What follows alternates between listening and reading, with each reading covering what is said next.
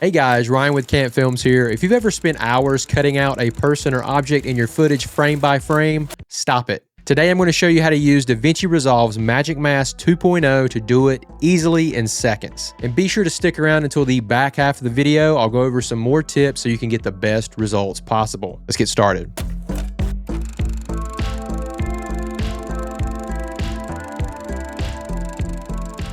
All right guys, here we are in DaVinci Resolve. I have my footage on video track number 2 that I want to mask and cut out. And on video track 1, I have a background that I want to place behind my mask footage. Here's the too long didn't read version for those of you that are in a hurry and don't want to hear all the finer details. Place your clips on the timeline. Select your subject clip and open the color page. Click on AI Magic Mask to open up the AI Magic Mask 2 window. Make a few selections on your subject with the plus dropper tool. Use the add or subtract tools if Resolve includes or misses part of the subject you wanted to get or exclude. You can click the toggle mask overlay button to see how well your subject is selected. Click track forward and reverse to track the entire clip. Right-click in the node graph and choose Add Alpha Output. Drag the blue square from your node to the blue alpha output.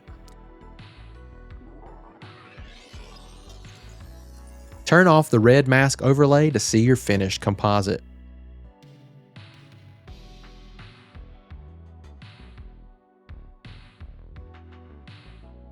If you see any issues with the mask, you can adjust the AI Magic Mask controls, track it again, and hopefully get a better result. Okay, here's the version for people that want to go a little bit more in depth and get the most out of this amazing tool. The first thing you want to do is head to the color page. Once in the color page, make sure you have the correct clip selected. Click on AI Magic Mask to open up the AI Magic Mask 2 window. And find a frame that you think would be the most difficult point for the AI to mask. I'm picking this frame here because his hair is going all over the place and he's a little blurry on his arms. And typically the AI has the most difficulty masking out these fine strands of hair and a lot of motion. With this particular shot, we're against a pretty solid background, so that's actually going to help us out a little bit.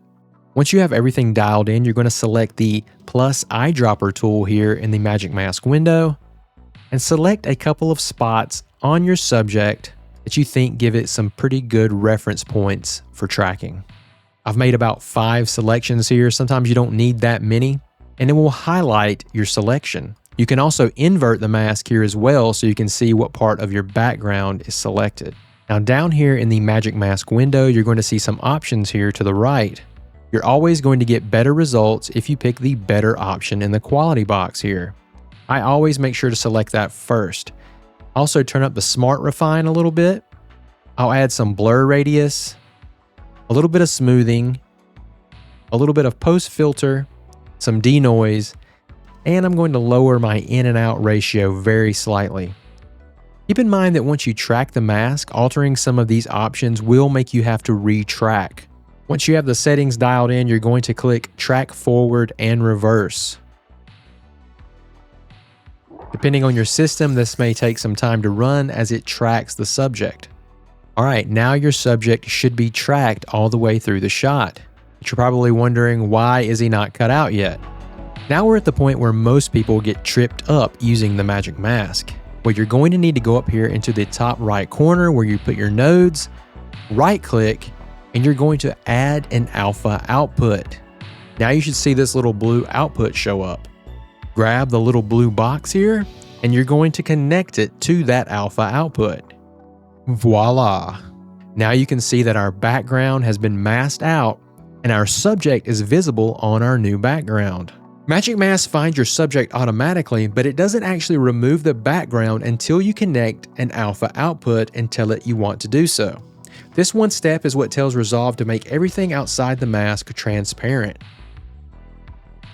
You can see it did a pretty good job of cutting him out, but there are some sections here where you can still see some of the background. Let's adjust some of our options here and see if we can get a cleaner track. Now let's run the track forward and reverse again. That looks a lot cleaner to me. Sometimes you just have to play around with it until you get it looking right. Here we can see what it looks like with a different background.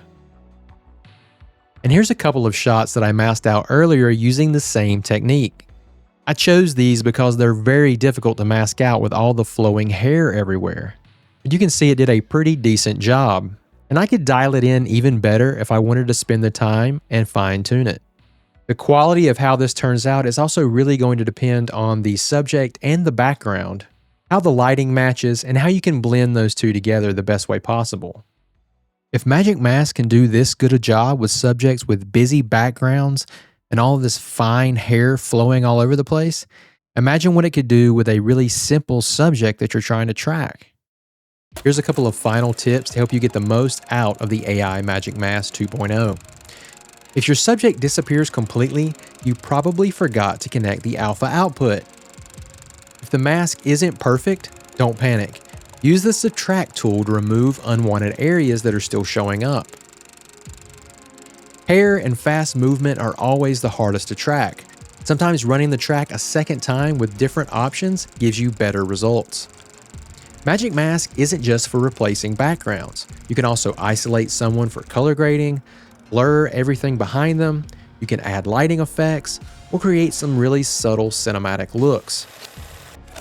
If you're brand new to DaVinci Resolve, I actually cover the entire editing process from importing footage all the way to exporting your finished film in my No Budget Filmmaking 101 course. I'll leave a link in the description if you'd like to know more. If you found this video helpful, please remember to give it a thumbs up.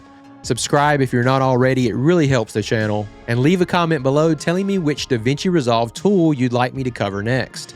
And for more DaVinci Resolve tips, you can watch this playlist right here. Thank you so much for coming along on this filmmaking journey with me. I am Ryan, and I will see you on the next video. Bye-bye.